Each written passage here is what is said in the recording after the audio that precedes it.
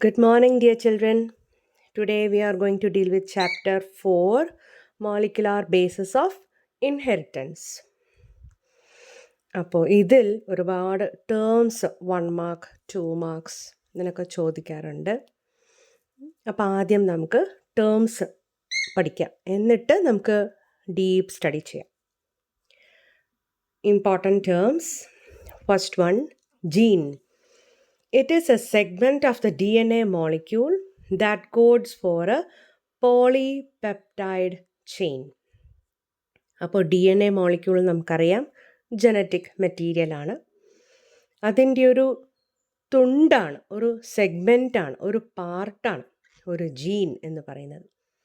ഒരു ജീനിൻ്റെ ഫങ്ഷൻ എന്താ ചോദിച്ചാൽ it codes for a polypeptide chain. Polypeptide means ഒരു പ്രോട്ടീൻ്റെ ഭാഗം അല്ലെങ്കിൽ ഒരു പ്രോട്ടീൻ. ഓക്കെ, അപ്പോൾ ഒരു പോളിപെപ്റ്റൈഡ് ചെയിൻ എന്ന് പറയുന്നത് വലിയൊരു പ്രോട്ടീൻ മോളിക്യൂളിനെ കോഡ് ചെയ്യുന്ന ഫങ്ഷനാണ് ഒരു ജീൻ. Next one, ന്യൂക്ലിയോസോം. ഇപ്പോൾ ന്യൂക്ലിയോസോം എന്താ ചോദിച്ചാൽ ഒരു സ്ട്രക്ചറാണ്. ആ സ്ട്രക്ചർ എങ്ങനെ ഫോം ചെയ്യുന്നു? ദാറ്റ് ഈസ് ഡി എൻ എയും ഒരു പ്രോട്ടീനും കൂടെ ചേരുമ്പോൾ. ഇനി ഏത് പ്രോട്ടീൻ ചേരുമ്പോൾ ഡി എൻ എയുടെ ചാർജ് എന്താണ്, പ്രോട്ടീൻ്റെ ചാർജ് എന്താണ്? അപ്പോൾ ന്യൂക്ലിയോസോം എന്ന് പറയുന്നത് ഒരു കോംപ്ലെക്സ് സ്ട്രക്ചറാണ്. ഇനി എങ്ങനെയാണ് ഈ കോംപ്ലെക്സ് ഫോം ചെയ്യുന്നത്? Negatively charged D N A, ഒരു നെഗറ്റീവ് ചാർജുള്ള ഡി എൻ എ ഏതിൻ്റെ ചുറ്റും റാപ്പ് ചെയ്യുമ്പോൾ ഒരു പോസിറ്റീവ് ചാർജുള്ള ഹിസ്റ്റോൺ ഒക്ടാമർ. ഒക്ടാമർ എന്ന് പറഞ്ഞാൽ 8 പാർട്സ് ചേരുമ്പോൾ ഹിസ്റ്റോൺ എന്ന് പറഞ്ഞാൽ ഒരു പ്രോട്ടീനാണ്. അപ്പോൾ അതിൽ H1, H2, H3 എന്ന് പറഞ്ഞിട്ട് H8 വരെ H എന്ന് പറഞ്ഞിട്ടൊരു പ്രോട്ടീനുണ്ട്, ഒക്ടാമർ. അങ്ങനെയാണ് ഈ 8 പീസസ് ചേരുമ്പോഴാണ് ഒരു ഹിസ്റ്റോൺ ഒക്ടാമർ ഫോം ചെയ്യുന്നത്. അപ്പോൾ ഒരു ഹിസ്റ്റോൺ ഒക്ടാമർ പോസിറ്റീവ് ചാർജാണ്. ഒരു പ്രോട്ടീൻ എന്ന് പറയുന്നത് പോസിറ്റീവ് ചാർജാണ്. ഒരു ന്യൂക്ലിക് ആസിഡ് എന്ന് പറയുമ്പോൾ അത് നെഗറ്റീവ് ചാർജാണ്. അപ്പോൾ negative charge D N A ഒരു പോസിറ്റീവ് ചാർജ് ഹിസ്റ്റോൺ ഒക്ടാമറിൻ്റെ ചുറ്റും ഇങ്ങനെ റാപ്പ് ചെയ്യുമ്പോഴാണ്, റാപ്പ് ചെയ്യാന്ന് പറഞ്ഞാൽ അതിൻ്റെ ചുറ്റും ഇങ്ങനെ വൈൻഡപ്പ് ചെയ്ത് പോകുമ്പോഴാണ് ഒരു ന്യൂക്ലിയോസോം എന്ന് പറയുന്ന ഒരു സ്ട്രക്ചർ ഫോം ചെയ്യുന്നത്. Next one is bacteriophage. Bacteriophage എന്ന് പറഞ്ഞാൽ ഒരു ബാക്ടീരിയത്തിനെ ഇൻഫെക്റ്റ് ചെയ്യുന്ന വൈറസ്, അതാണ് ഒരു ബാക്ടീരിയോഫേജ്. ട്രാൻസ്ക്രിപ്ഷൻ എന്ന് പറഞ്ഞാൽ ഒരു ഹ്യൂജ് പ്രോസസ്സാണ്, വലിയൊരു മെക്കാനിസമാണ്, ഒരുപാട് സ്റ്റെപ്സ് ഉണ്ട്. അപ്പോൾ ട്രാൻസ്ക്രിപ്ഷൻ എന്ന് പറഞ്ഞാൽ ഒരു ഡി എൻ എയിൽ നിന്ന് RNA ഫോം ചെയ്യുന്ന പ്രോസസ്സ്. റെപ്ലിക്കേഷൻ ഫോർക്ക് എന്ന് പറഞ്ഞാൽ ഇതെല്ലാം നമ്മൾ ഓരോ പ്രോസസ്സിലും അല്ലെങ്കിൽ ഓരോ മെക്കാനിസത്തിലും നമ്മൾ ഈ ടേംസിലൂടെയൊക്കെ വീണ്ടും കടന്നു പോകും. പക്ഷേ ഇതെല്ലാം 2 മാർക്ക് 1 മാർക്കിന് സ്ഥിരമായി ചോദിക്കുന്ന ചോദ്യങ്ങൾ, 2 മാർക്കിനോ 3 മാർക്കിനോ ആവാം. ഡെഫിനേഷൻസോ ഓക്കെ, ആപ്ലിക്കേഷൻ ക്വസ്റ്റ്യൻസോ 1 വേർഡോ ഏത് രീതിയിൽ വേണമെങ്കിലും ചോദിക്കാം. അപ്പോൾ ഇതെല്ലാം നമ്മൾ ഫെർദർ ഇപ്പോൾ എല്ലാം നമ്മൾ ഡെഫിനേഷൻസ് ഒന്ന് അല്ലെങ്കിൽ ആ ടേംസുമായിട്ടൊന്ന് പരിചയപ്പെടാനും ആ കൺസെപ്റ്റ് ഒന്ന് ഇൻട്രൊഡ്യൂസ് ചെയ്താൽ ആ ടോപ്പിക്കിലേക്ക് കടക്കുമ്പോൾ കുറച്ചുകൂടി മനസ്സിലാവും. ഓക്കെ, ഇപ്പോൾ റെപ്ലിക്കേഷൻ ഫോർക്ക് എന്താ ചോദിച്ചാൽ ഒരു വൈ ഷേപ്പുള്ള സ്ട്രക്ചറാണ്. ഡി എൻ എ നമുക്കറിയാം ഡബിൾ സ്ട്രാൻഡ് ഉള്ള ഒരു സ്ട്രക്ചറാണ്. അപ്പോൾ ഈ ഡബിൾ സ്ട്രാൻഡ് അൺവൈൻഡ് ചെയ്യുമ്പോൾ, അതായത് കെട്ടുപടഞ്ഞ് കിടക്കുന്ന ഒരു സ്ട്രക്ചറാണ് ഡി എൻ എ. ഈ 2 സ്ട്രാൻഡ് തമ്മിൽ വിട്ടു പോകുമ്പോൾ അൺവൈൻഡ് ചെയ്യുമ്പോൾ ഒരു പർട്ടിക്കുലർ പോയിൻ്റ് വരെ, അങ്ങനെ ഫുള്ളായിട്ട് അൺവൈൻഡ് ചെയ്ത് പോയില്ല, ഒരു പർട്ടിക്കുലർ പോയിൻ്റ് വരെ എന്നാലേ റെപ്ലിക്കേഷനൊക്കെ നടക്കുള്ളൂ. ട്രാൻസ്ക്രിപ്ഷൻ ആയിക്കോട്ടെ, പ്രോട്ടീൻ സിന്തസിസ് എല്ലാം നടക്കണമെങ്കിൽ ഒരു ഭയങ്കര ഫുള്ളായിട്ട് ഇങ്ങനെ അൺവൈൻഡ് ചെയ്ത് പോയില്ല, ഒരു പോയിൻ്റ് വരെ. ഓക്കെ, അപ്പോൾ അങ്ങനെ നടക്കുമ്പോൾ റെപ്ലിക്കേഷൻ റെപ്ലിക്കേഷൻ നമ്മൾ പഠിക്കുമ്പോൾ നമുക്ക് കാണാം. ഇപ്പോൾ റെപ്ലിക്കേഷൻ എന്നുള്ള പ്രോസസ്സ് നടക്കുമ്പോൾ ഇങ്ങനെ ഒരു വൈ ഷേപ്പുള്ളൊരു സ്ട്രക്ചർ ഫോം ചെയ്താലേ റെപ്ലിക്കേഷൻ നടക്കുള്ളൂ. ദാറ്റ് ഈസ് ഇത് പോയിൻ്റ് ബൈ പോയിൻ്റ് ആയിട്ടാണ് ഇത് അൺവൈൻഡ് ചെയ്യുക. അപ്പോൾ റെപ്ലിക്കേഷൻ നടക്കും, വീണ്ടും അടുത്ത പോയിന്റ് വരെ അൺവൈൻഡ് ചെയ്യും, റെപ്ലിക്കേഷൻ നടക്കും, അങ്ങനെയാണ് പ്രോസസ്സ്. ഓക്കെ, അപ്പോൾ ഈ റെപ്ലിക്കേഷൻ നടക്കുമ്പോൾ ഒരു വൈ ഷേപ്ഡ് സ്ട്രക്ചർ ഫോം ചെയ്യുന്നതാണ് റെപ്ലിക്കേഷൻ ഫോർക്ക്. ഇനി അടുത്തതാണ് റെപ്ലിക്കേഷൻ. എന്താണ് റെപ്ലിക്കേഷൻ? കോപ്പീസ് ഉണ്ടാവുക, ഡോട്ടർ മോളിക്യൂൾസ് ഉണ്ടാവുക. അപ്പോൾ ഒരു ഡി എൻ എയിൽ നിന്ന് daughter D N A molecules form ചെയ്യുന്ന പ്രോസസ്സാണ്. അപ്പോൾ പാരൻറ്റ് ഡി എൻ എയുടെ എക്സാക്റ്റ് കോപ്പീസ് ആയിരിക്കും, എക്സാക്റ്റ് റെപ്ലിക്കാസ് ആയിരിക്കും ഈ റെപ്ലിക്കേഷനിലൂടെ ഫോം ചെയ്യുന്നത്. Then what is origin of replication? ആ പേര് കേട്ടാൽ തന്നെ അറിയാം. അപ്പോൾ ഡി എൻ എ റെപ്ലിക്കേഷൻ സമയത്ത് ഒരു പോയിൻ്റ് ഉണ്ട്, അവിടെ വെച്ചേ റെപ്ലിക്കേഷൻ തുടങ്ങുള്ളൂ. ഓക്കെ, അപ്പോൾ ആ ഒരു ഒറിജിനെ പറയുന്നതാണ് റെപ്ലിക്കേഷൻ സമയത്ത്. റെപ്ലിക്കേഷൻ എന്ന പ്രോസസ്സ് നടക്കുമ്പോൾ ആ ഒരു പോയിന്റിൽ മാത്രമേ റെപ്ലിക്കേഷൻ സ്റ്റാർട്ട് ചെയ്യുള്ളൂ. അതാണ് origin of replication. Then comes transformation. ഇവിടെ ട്രാൻസ്ഫോർമേഷൻ എന്ന് പറഞ്ഞാൽ എന്താ, ആ ഒരു ഒറിജിനായിട്ടുള്ളൊരു സ്വഭാവം ഒരു ജീവിക്കുണ്ടെങ്കിൽ ഓക്കെ അത് മാറുകയാണ്. അല്ലെങ്കിൽ നമ്മൾ ആ ഒരു ക്യാരക്ടർ എടുത്തിട്ട് അല്ലെങ്കിൽ ആ ഒരു ജനറ്റിക് മെറ്റീരിയൽ എടുത്തിട്ട് വേറൊരു ഓർഗാനിസത്തിലേക്ക് ട്രാൻസ്ഫർ ചെയ്യുമ്പോൾ ഏത് ഓർഗാനിസത്തിലേക്കാണോ നമ്മൾ ട്രാൻസ്ഫർ ചെയ്തത് ആ ഓർഗാനിസത്തിൻ്റെ സ്വഭാവം മാറുന്നു, ക്യാരക്ടർ മാറ്റുന്നു. ഓക്കെ, അതായത് ഒരു സെല്ലിൽ നിന്ന് നമ്മൾ ആ പ്രോസസ്സ് പറയുകയാണ്. നമുക്ക് ഇതിൻ്റെ ഒരു ആപ്ലിക്കേഷൻ നമുക്ക് പഠിക്കേണ്ട പ്രൂഫ്. അതായത് ഒരു സെല്ലിൽ നിന്ന്, അപ്പോൾ ഫോർ എക്സാമ്പിൾ നമുക്ക് ഇവിടെ പഠിക്കാൻ എക്സാമ്പിൾ തന്നെ എടുക്കാം. ബാക്ടീരിയ 2 ടൈപ്പ് ഓഫ് സ്ട്രെയിൻസ് ഉണ്ട്. ഒന്ന് ആർ സ്ട്രെയിൻ, ഒന്ന് എസ് സ്ട്രെയിൻ. ആർ എന്ന് പറയുന്നത് റഫും എസ് എന്ന് പറയുന്നത് സ്മൂത്തുമാണ്. ഓക്കെ, ഇതിൽ ആർ എന്ന് പറയുന്നത് അസുഖം വരുത്താത്തതാണ്, സ്മൂത്ത് എന്ന് പറയുന്നത് അസുഖം വരുത്തുന്നതാണ്. അപ്പോൾ ഈ എക്സ്പെരിമെൻ്റ് സമയത്ത് ഈ എസ് സ്ട്രെയിൻ ആർ സ്ട്രെയിനായി മാറുന്നുണ്ട്. ഒരു എക്സ്പെരിമെൻറ്റിൽ നമുക്കത് പഠിക്കാനുണ്ട്. അപ്പോൾ അതെങ്ങനെ മാറി എന്ന് ചോദിച്ചാൽ എസ് സ്ട്രെയിനിൽ നിന്നുള്ള ഡി എൻ എ ആർ സ്ട്രെയിനിലോട്ട് പോയി ആർ സ്ട്രെയിനെ എസ് സ്ട്രെയിനാക്കി മാറ്റി. അതായത് ആ ജനറ്റിക് മെറ്റീരിയൽ, ആ ഡി എൻ എന് അത് സെൽ ട്രാൻസ്ഫർ നടന്നു, ഒരു സെല്ലിൽ നിന്ന് വേറെ സെല്ലിലേക്ക് ട്രാൻസ്ഫറായി. അപ്പോൾ അതോടൊപ്പം പ്രോപ്പർട്ടീസും മാറി. അങ്ങനെ ആർ സ്ട്രെയിൻ എസ് സ്ട്രെയിനായി. അത് ഈ എസ് സ്ട്രെയിൻ കില്ലായപ്പോഴാണ് അങ്ങനെ സംഭവിച്ചത്. എസ് സ്ട്രെയിൻ കില്ലായി, ആ ഡി എൻ എ എന്നിട്ട് ആർ സ്ട്രെയിനിലോട്ട് ട്രാൻസ്ഫറായി. അത് ഉപയോഗിച്ച് ആർ സ്ട്രെയിൻ എസ് സ്ട്രെയിനായി. ഓക്കെ, അപ്പോൾ ഇതാണ് ട്രാൻസ്ഫോർമേഷൻ, ചേഞ്ച് വരുത്തുകയാണ്.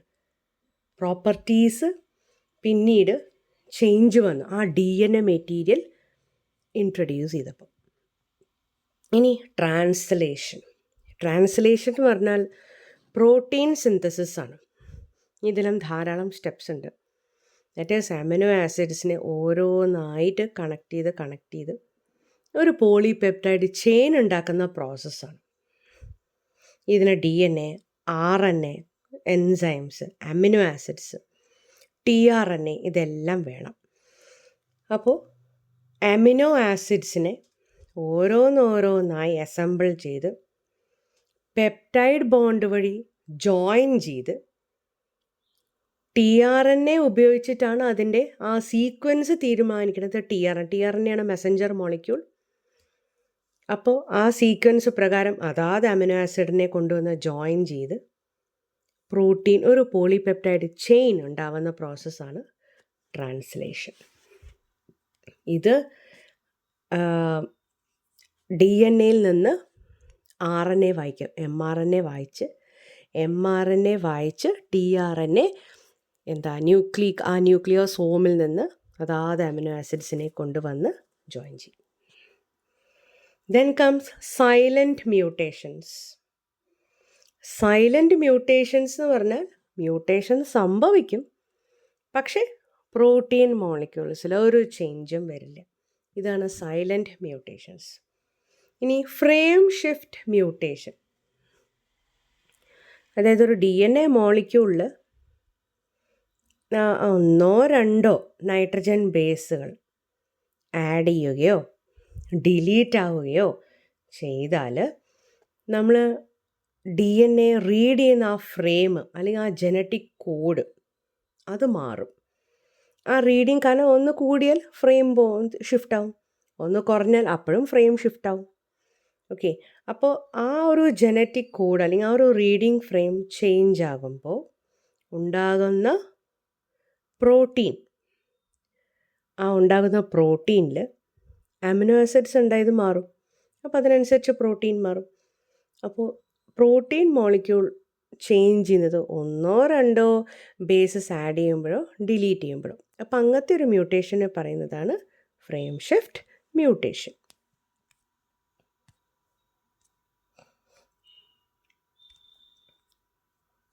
ഇനി അടുത്തതാണ് ഓപ്രോൺ. ഓപ്രോൺ എന്ന് പറഞ്ഞാൽ ഒരു ഗ്രൂപ്പ് ഓഫ് ജീൻസ് ആണ് കേട്ടോ. ഇവർ ഒരു ഗ്രൂപ്പായിട്ട്, ഒരു ടീം വർക്കായിട്ടാണ് ഈ ഒരു ഒരു മെറ്റബോളിസം അല്ലെങ്കിൽ അതിനുള്ളൊരു എൻസൈം ഉണ്ടാക്കണത്, ഒരു പ്രോട്ടീൻ ഉണ്ടാക്കണത്.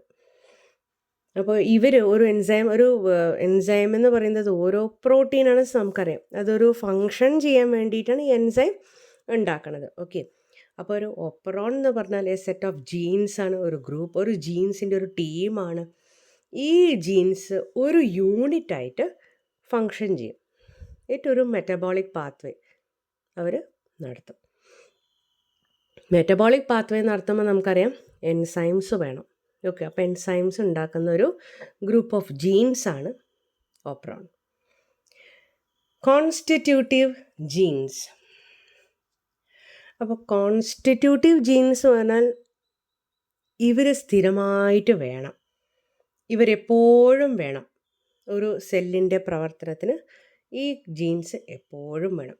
അപ്പോൾ genes that are constantly expressed, എപ്പോഴും അവരുടെ പ്രോഡക്ട്സ് വേണം. And whose products are continuously needed for the cellular activity. അപ്പോൾ ഒരു സെല്ലിൻ്റെ ഫങ്ഷന് ദേ ആർ ഓൾവേസ് നീഡഡ്. അതാണ് കോൺസ്റ്റിറ്റ്യൂട്ടീവ് ജീൻസ്. ഇനി അടുത്തതാണ് exons. The coding regions of a gene which become part of mRNA and code for the different regions of proteins. അപ്പോൾ ചുരുക്കത്തിൽ exons എന്ന് പറയുന്നത് എക്സ്പ്രസിങ് ജീൻസാണ്. അപ്പോൾ എക്സ്പ്രസ് ചെയ്യുന്ന പാർട്ടാണ്. ഇൻട്രോൺസ് എന്ന് പറഞ്ഞാൽ എക്സ്പ്രസ് ചെയ്യാത്തത്. ഈ എക്സോൺസും ഇൻട്രോൺസും ഇടകലർന്നിട്ടാണ് കിടക്കുക. ഓക്കെ, അപ്പോൾ DNA എക്സ്പ്രസ് ചെയ്യുന്ന റീജിയൻസ് ഉണ്ട്, എക്സ്പ്രസ് ചെയ്യാത്ത റീജിയൻസ് ഉണ്ട്. ഈ എക്സ്പ്രസ് ചെയ്യുന്ന റീജിയൻസ് പിന്നീട് DNA നിന്നാണല്ലോ mRNA ഉണ്ടാവുക.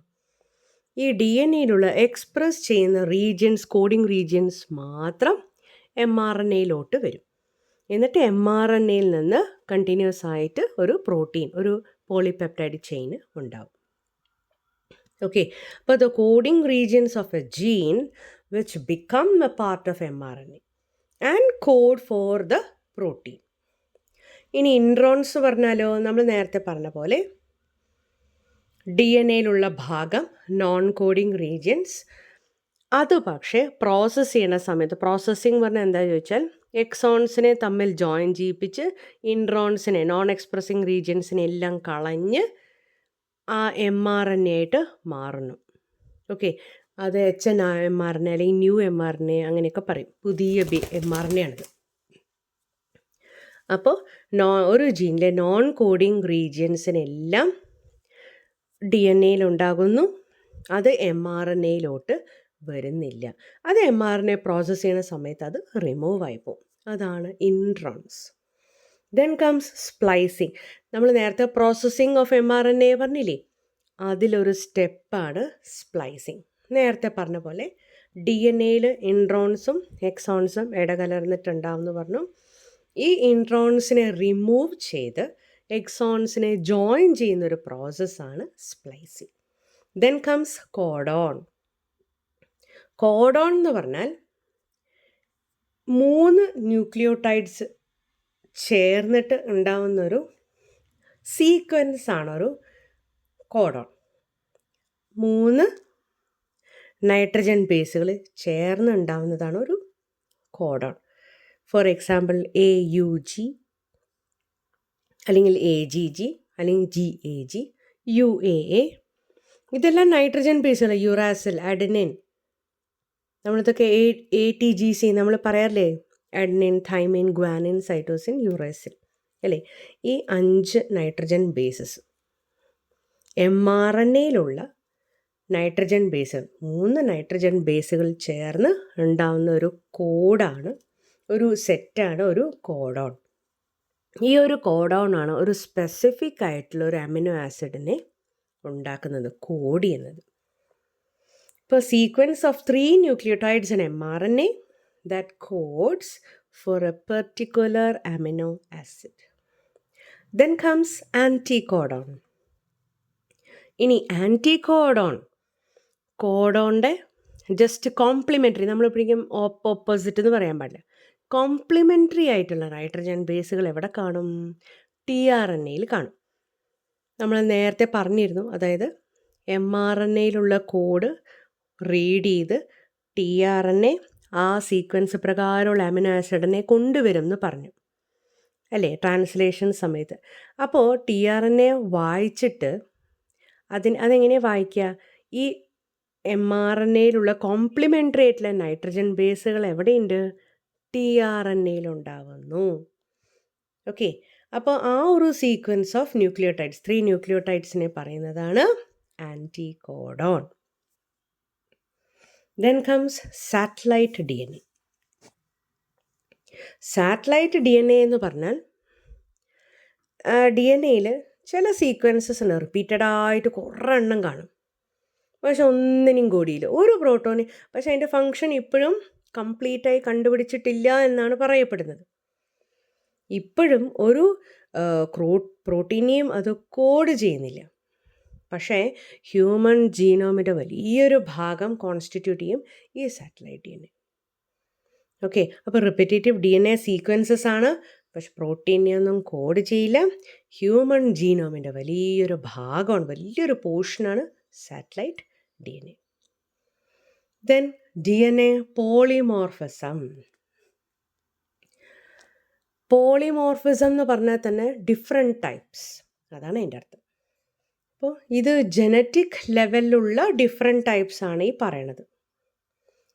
എവിടെയാണ് ഡിഫറെൻറ്റ് ടൈപ്സ് കാണുക? ഒരു പോപ്പുലേഷനില്ലേ, ഒരു പോപ്പുലേഷൻ എടുത്താൽ, ദറ്റ് ഈസ് ഒരു 100 എടുത്താൽ കൂടെ നമുക്ക് ആ വേരിയേഷൻ കാണാം എന്നാണ് പറയണത്. അപ്പോൾ ഒരു പോപ്പുലേഷൻ ഫ്രീക്വൻസി DNA പോളിമോർഫിസം എത്രത്തോളം ഉണ്ട്? അത് ഏകദേശം മോർ ദാൻ 0.01 ഉണ്ടെങ്കിൽ ജനറ്റിക് ലെവലിൽ വേരിയേഷൻ വന്നിട്ടുണ്ട് എന്നാണ് പറയുന്നത്. അതെങ്ങനത്തെ വേരിയേഷൻസ് ആണ്? ഇൻഹെറിറ്റബിൾ വേരിയേഷൻ, ഇൻഹെറിറ്റബിൾ മ്യൂട്ടേഷൻ, അതായത് അവരുടെ അടുത്ത ജനറേഷനിലോട്ട് കൈമാറാൻ പറ്റും, അടുത്ത ജനറേഷനിലോട്ട് ആ ഒരു ക്യാരക്ടർ വരും. ഓക്കെ, അതാണ് DNA polymorphism.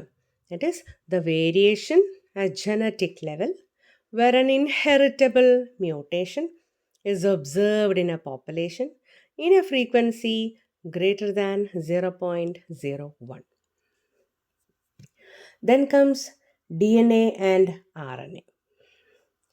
ഇത് നമ്മൾ ചെറിയ ക്ലാസ് മുതൽ പഠിക്കണതാണ്. Deoxyribonucleic acid and ribonucleic acid, 2 തരം ന്യൂക്ലിയിക് ആസിഡ്സ് ഉണ്ട് ലിവിങ് സിസ്റ്റത്തിൽ. 2 തരം ജനറ്റിക് മെറ്റീരിയൽസ് ആണ്. മിക്ക ഓർഗാനിസത്തിലും DNA ജനറ്റിക് മെറ്റീരിയലാണ്, RNA കുറച്ച് വൈറസിൽ മാത്രമേ ഉള്ളൂ. ഓക്കെ, പിന്നെ നമ്മുടെയൊക്കെ ലിവിങ് സെൽസിലുണ്ട്, മൈറ്റോകോൺട്രിയയിലുണ്ട് അല്ലേ,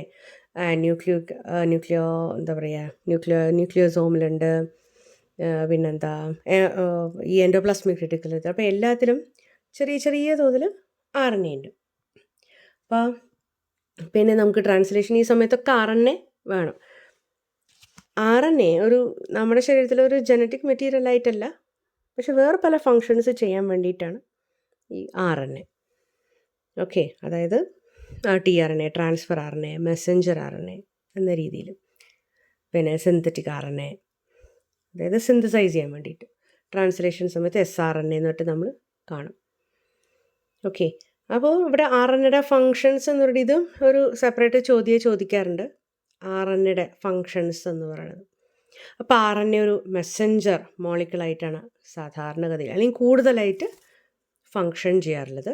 then it also acts as an adapter molecule. നമ്മൾ നേരത്തെ പറഞ്ഞ പോലെ tRNA അതാണ് ഉദ്ദേശിച്ചത്. ദെൻ സ്ട്രക്ചറൽ, കാറ്റാലറ്റിക്, അതായത് ഉദ്ദേശിക്കുന്നത് എൻസൈമായിട്ട് ഇത് ഫങ്ഷൻ ചെയ്യാറുണ്ട്. അതിന് റൈബോസൈം എന്ന് പറയും. പിന്നെ ചില വൈറസിൽ അതൊരു ജനറ്റിക് മെറ്റീരിയൽ കൂടി ആണ്. Then comes genome. നമ്മൾ human genome, viral genome, bacterial genome എന്നൊക്കെ പറയണ പോലെ അതിൻ്റെ അർത്ഥം എന്താണെന്ന് ചോദിച്ചാൽ ജീൻസിൻ്റെ ഒരു കംപ്ലീറ്റ് സെറ്റ്. ഒരു ഓർഗാനിസത്തിൽ ജീൻസിൻ്റെ ഒരു കംപ്ലീറ്റ് സെറ്റാണ് ജീനോം. ഓക്കെ, ഒരു കംപ്ലീറ്റ് സെറ്റ് എന്ന് പറയുന്നത് ഹാപ്ലോയിഡ് സെറ്റാണ്. അതായത് ഹാഫ്. ഓക്കെ, ഇനി അപ്പോൾ ടേംസ് കഴിഞ്ഞു. ഇത്രയും ടേംസ് ഇമ്പോർട്ടൻ്റ് ആണ്. എല്ലാം നല്ല രീതിയിൽ തന്നെ പഠിക്കണം. ഓക്കെ, ഇനി നമുക്ക് DNA ഡീറ്റെയിൽസിലേക്ക് കടക്കാം. A long polymer of deoxyribonucleotides whose length is defined by the number of base pairs or nucleotide pairs. അപ്പോൾ DNA വലിയൊരു പോളിമറാണ്. എന്തിൻ്റെ പോളിമറാണ്? deoxyribonucleotides. ഇനി ഇതിൻ്റെ ലെങ്ത് എങ്ങനെയാണ് കണക്കാക്കണത്? ബേസ് പേഴ്സിൻ്റെ എണ്ണം വെച്ചിട്ടാണ്, അല്ലെങ്കിൽ ന്യൂക്ലിയോടൈഡ് പേഴ്സിൻ്റെ എണ്ണം വെച്ചിട്ടാണ് DNA ലെങ്ത് ഡിഫൈൻ ചെയ്തിട്ടുള്ളത്. ഓക്കെ, അപ്പോൾ ഒരു ഡബിൾ സ്ട്രാൻഡ് DNAയിൽ കോംപ്ലിമെൻ്ററി ന്യൂക്ലിയോടൈഡ്സ് എങ്ങനെ വന്നു? കാരണം DNAക്ക് 2 സ്ട്രാൻഡ് ഉണ്ട് അല്ലേ? ഒരു സ്ട്രാൻഡിൽ കാണുന്ന നൈട്രജൻ ബേസ് പെയറിൻ്റെ കോംപ്ലിമെൻ്ററി ആയിട്ടാണ് രണ്ടാമത്തെ സ്ട്രാൻഡിൽ കാണുക. എന്നാലേ അത് ഇങ്ങനെ സ്പ്രിങ് ലൈക്ക് അല്ലെങ്കിൽ ഹെലിക്കൽ സ്ട്രക്ചറിൽ അത് വൈൻഡ് ചെയ്ത് കിടക്കുള്ളൂ. അതൊരു സ്റ്റേബിൾ മോളിക്യൂളാണ്. ഓക്കെ, അപ്പം ഇങ്ങനത്തെ കോംപ്ലിമെൻ്ററി ന്യൂക്ലിയോടൈഡ്സിൻ്റെ പേഴ്സ്, അതിനെയാണ് ബേസ് പേഴ്സ് എന്ന് പറയുന്നത്. അപ്പം അടിയിൽ 5174 ഫേജ്, ഇതിൻ്റെ ഒന്നും പഠിക്കേണ്ട ആവശ്യമില്ല. പിന്നെ ലാംഡ ഫേജ് എന്ന് പറഞ്ഞാൽ നേരത്തെ പറഞ്ഞ പോലെ അതൊരു വൈറസാണ്. ഓക്കെ, ബാക്ടീരിയ എഫക്റ്റ് ചെയ്യുന്ന വൈറസാണ്. 5174 ഫേജും lambda ഫേജും.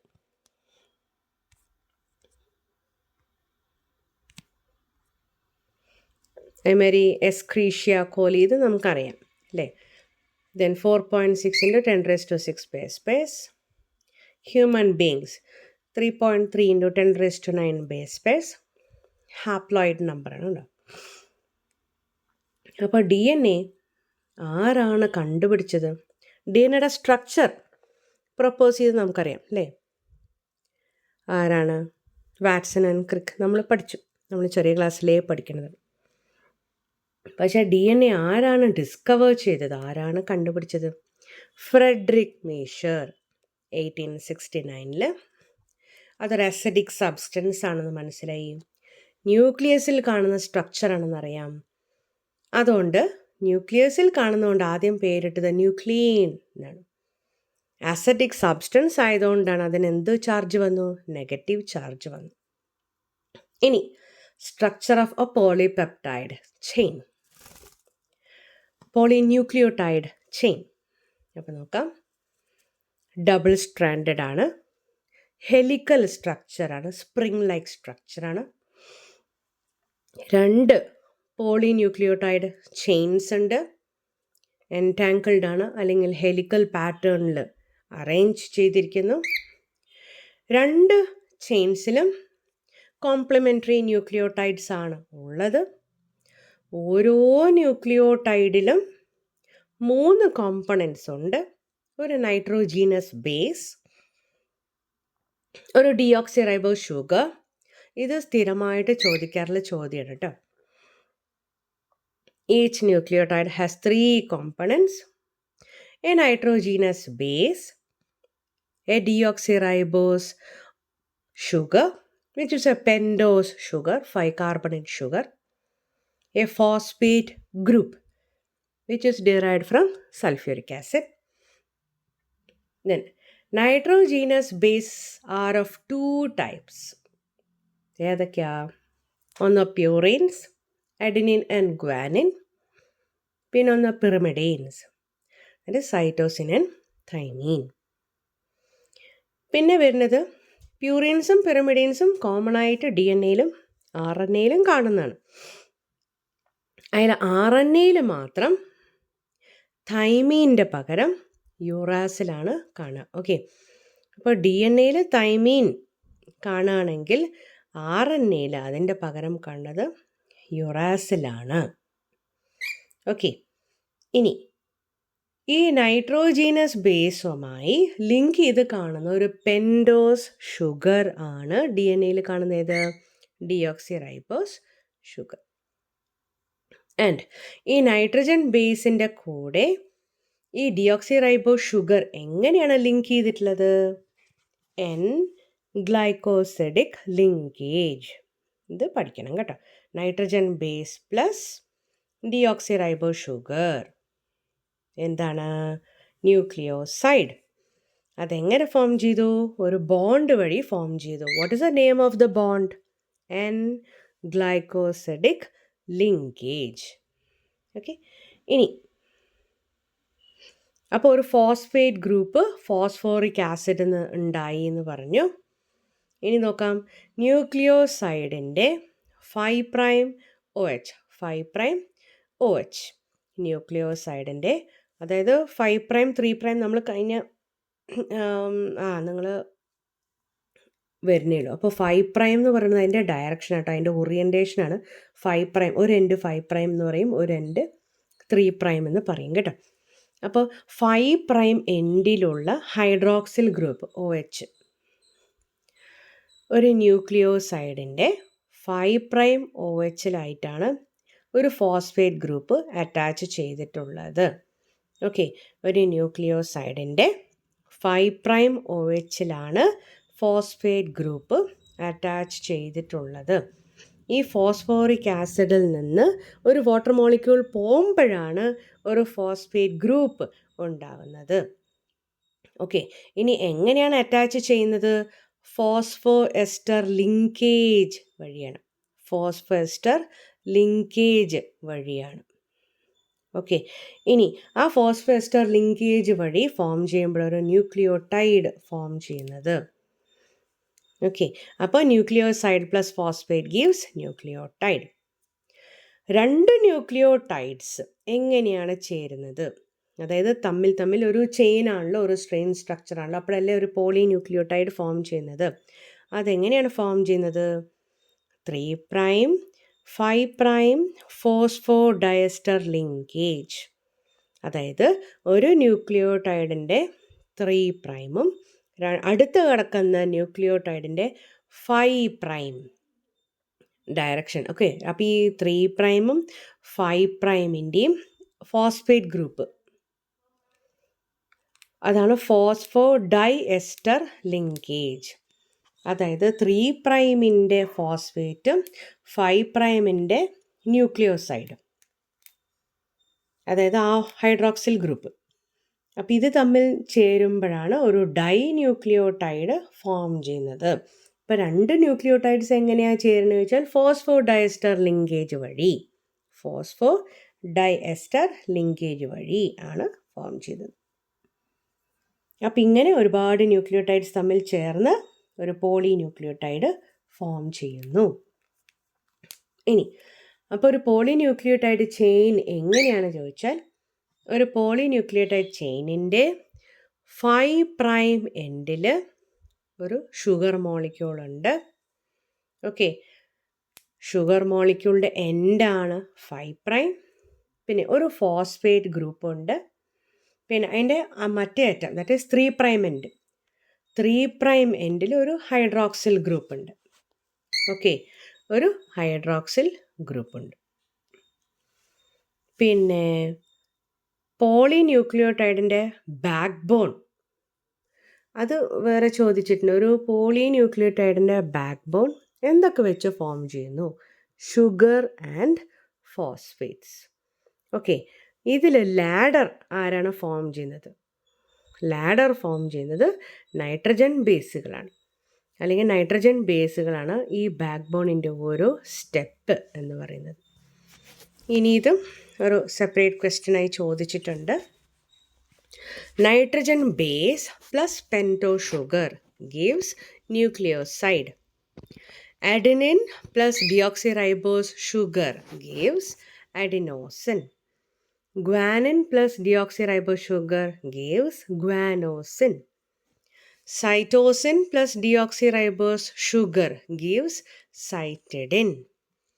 Thymine plus deoxyribose sugar gives thymidine.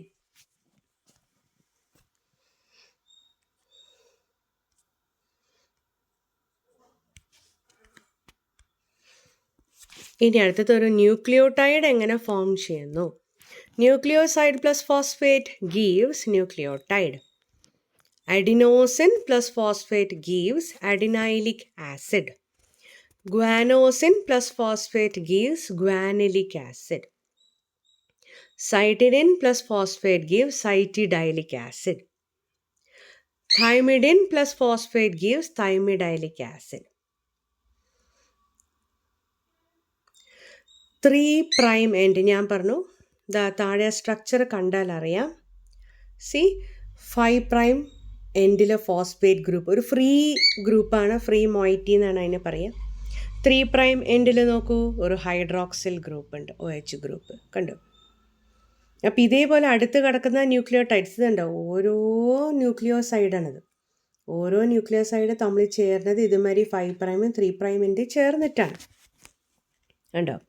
അപ്പം അങ്ങനെയാണ് ഫോസ്ഫോഡൈ എസ്റ്റർ ഫോസ്ഫേറ്റ് ഗ്രൂപ്പ് 2 ന്യൂക്ലിയോസൈഡ്സിൻ്റെയും തമ്മിൽ, അതാണ് ഡൈ എസ്റ്റർ എന്ന് പറയാൻ കാരണം.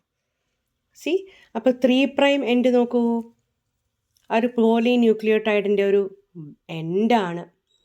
അവിടെ ഡിയോക്സിറൈബോസ് ഷുഗറിൻ്റെ 3rd കാർബൺ ആറ്റം ഫ്രീ ആണ്. അപ്പോൾ ഈ എൻഡിൽ ഡിയോക്സിറൈബോസ് ഷുഗറിനൊരു ഫ്രീ ഹൈഡ്രോക്സിൽ ഗ്രൂപ്പ് ഉണ്ട്. അപ്പോൾ അതിനെ പറയും 3' ഹൈഡ്രോക്സിൽ ഗ്രൂപ്പ്. ഇനി 5 എൻഡിൽ നോക്കൂ, 5' എൻഡ്, ഇതും ഒരു പോളി ന്യൂക്ലിയോടൈഡ് ചെയിനിൻ്റെ എൻഡാണ്. ഇവിടെ 5th കാർബൺ ആറ്റത്തിലാണ് ഫ്രീ ആയിട്ടുള്ളൊരു ഫോസ്ഫേറ്റ് ഗ്രൂപ്പ് കിടക്കുന്നത്. ഏതിൻ്റെ? ഡിയോക്സിറൈബോസ് ഷുഗറിൻ്റെ. സി ആ ഡയഗ്രാം, ആ ഒരു ഡിയോക്സിറൈബോസ് പെൻറ്റഗൺ സ്ട്രക്ചറിൽ കാണുന്നതാണ് ഡിയോക്സിറൈബോസ് ഷുഗർ. ഇനി CH2 ആ കാർബണാണ് ഉദ്ദേശിച്ചത്, 5th കാർബൺ ആറ്റം. P എന്ന് പറയുന്നത് ഫോസ്ഫേറ്റ് ഗ്രൂപ്പാണ്. ഇനി ATGC താഴെ കണ്ട ഓരോ സ്ട്രക്ചേഴ്സ്, അത് നൈട്രജൻ ബേസുകളാണ്. ഈ ഒരു സ്ട്രക്ചർ ലേബൽ ചെയ്യാൻ ചോദിക്കാറുണ്ട്. അപ്പം നന്നായിട്ട് ലേബൽ ചെയ്യാൻ പഠിക്കുക, സ്ട്രക്ചർ മനസ്സിലാക്കുക. ഇനി in RNA every nucleotide residue has an additional OH group present at 2nd position in the ribose sugar. അപ്പോൾ ഇവിടെ DNA-യിൽ 2ാമത്തെ കാർബൺ ആറ്റത്തിൽ ഹൈഡ്രോക്സിൽ ഗ്രൂപ്പ് ഇല്ല. RNA-യിൽ 2ാമത്തെ കാർബൺ ആറ്റത്തിൽ ഹൈഡ്രോക്സിൽ ഗ്രൂപ്പ് ഉണ്ട്. അപ്പോൾ ഈ ഒരു ഡിഫറൻസ് ഉള്ളത് കൊണ്ടാണ് DNA കുറച്ചുകൂടി സ്റ്റേബിൾ ആയതും RNA-യുടെ സ്റ്റെബിലിറ്റി കുറഞ്ഞതും. അതുകൊണ്ടാണ് DNA കുറച്ചുകൂടി നല്ല സ്റ്റേബിളായിട്ടുള്ള, അധികം ചേഞ്ചസ്, അധികം മ്യൂട്ടേഷൻസ് വരാത്ത ഒരു സ്റ്റേബിൾ ജനറ്റിക് മെറ്റീരിയൽ ആയത്. RNA-ക്ക് ഈ 2nd പൊസിഷനിലുള്ള ഹൈഡ്രോക്സിൽ ഗ്രൂപ്പ് ഉള്ളത് കൊണ്ടാണ് അത് കുറച്ച് അൺസ്റ്റേബിൾ ആയത്. ഓക്കെ, അപ്പോൾ യുറാസിൽ RNA-യിൽ തൈമീൻ്റെ പകരമാണ് കാണുന്നതെന്നും പറഞ്ഞു. ഓക്കെ, അപ്പോൾ തൈമീനിൻ്റെ വേറെ പേരാണ് 5-methyl യുറാസിൽ. ഓക്കെ, തൈമീനിൻ്റെ വേറെ പേരാണ് 5-methyl യുറാസിൽ. ഇതും ചോദിക്കാറുണ്ട്. Okay, thank you. ഇന്നത്തേക്കുള്ള ക്ലാസ് നമുക്ക് നിർത്താം. ബാക്കി അടുത്ത ക്ലാസ്സിൽ. Thank you so much.